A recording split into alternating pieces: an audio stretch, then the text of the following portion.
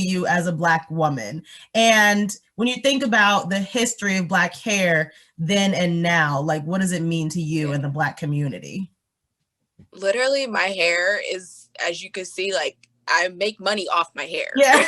Like, so my hair means a lot to me, you know?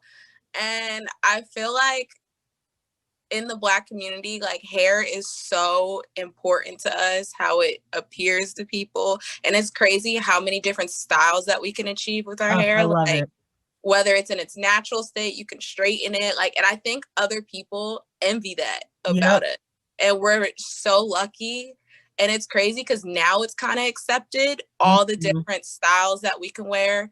But like growing up, I did not like my hair at all. Yeah, let's talk about it, because when I was a kid, my mom did my hair and she would sit me down. Really, I didn't know anything about shea butter, coconut oil, none of this stuff. I used pink lotion. Yep. It might not even be good for your hair. I don't even know. But I was using pink lotion, Blue Magic, Murray's. And my mom would slick my hair down in some twists.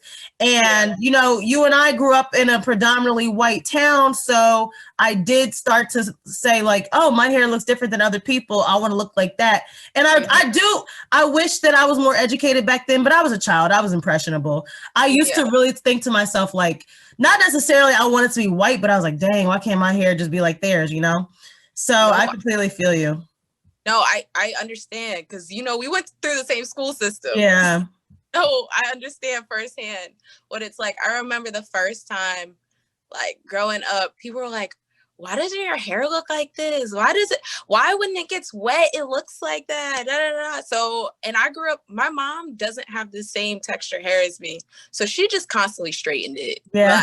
Like, and little bump at the end. I know you remember the bump. I hated Yes, I used to hate getting my hair done for like church or whatever and having a little bump. So like when I was like young, my hair was always in braids and twists, like little ponytail stuff like that. But as I got older, like she didn't know what to do with my hair, so it was always straightened. Yeah. And I didn't even know that my hair really curled up until I remember I tried it one day because my friends were like, at the time, were like, oh, let's try and scrunch your hair. Oh yes, the scrunched hair phase. Scrunching. So they're like, yeah, let's try and scrunch your hair. And I was like, oh my gosh, my hair curls? Like, this is ugly. I didn't even know it did that. Yeah. And it's sad because it's just European beauty standards that have made us think that our hair is ugly or that we're less than.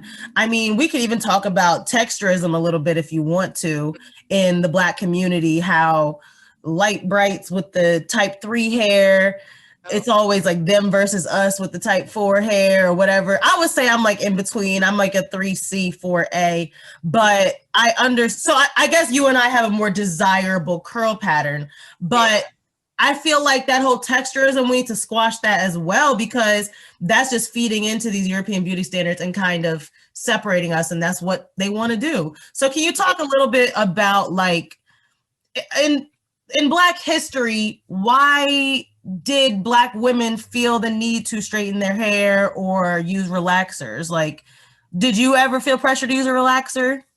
Oh, absolutely. Well, I only got like 2 relaxers in my life, but like it was always straight. My hair was always straight. And definitely, because like that's what everyone around me had. Like, you know, in society, things change. So right now, the natural look is all in, da da da. Yeah. But know, wear your hair straight, be skinny, like that type of look was in.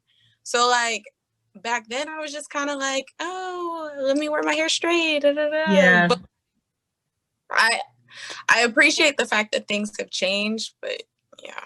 Yeah, I was just gonna say, like, I feel like back in the day, Black women felt pressured to straighten their hair or relax it because they were trying to fit into a society that wasn't really accepting of Black women. Think about, you know, Madam C.J. Walker times when they were maids and housekeepers and they had to go in the house and they wanted to look presentable.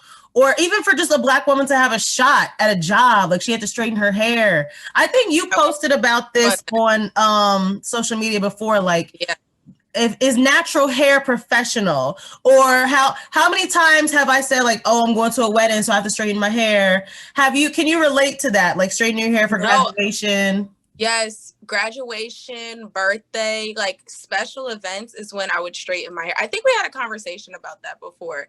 And I was like, why do I feel like I need to straighten my hair for like big events? Like, Yeah, why wear my natural hair? I don't understand. Because you could manipulate your natural hair in so many different ways without straightening it, like bantu yeah, knots, outs, braid outs, all of that. So, and it's crazy because I remember back senior year in college, I was always taught to either have my hair straight in order to wear it down, or I had to pull it back. yep, Never my natural hair out. And it's crazy because it's like, why did I think that wasn't acceptable? But it kind of falls into line with what you were saying, that just at the time was meeting societal, what's the word I'm looking for? like Standards. yeah. I completely relate to that because I think I was a senior or a junior in college, and this advisor, she was a black lady, she was a light-skinned black lady, and she told me, like, if you're going to be going on interviews and stuff, you should either straighten your hair or you should pull it back. And I was like, look, sis, you should Right. know how hard it is to do this hair. Like, I feel like when I do a nice, neat twist out, my hair looks presentable, and that's enough. Do you know how long it takes me to straighten my hair? I'm not straightening my hair for every interview. Are you crazy? So, as you said, I am glad that we are getting away from those beauty standards.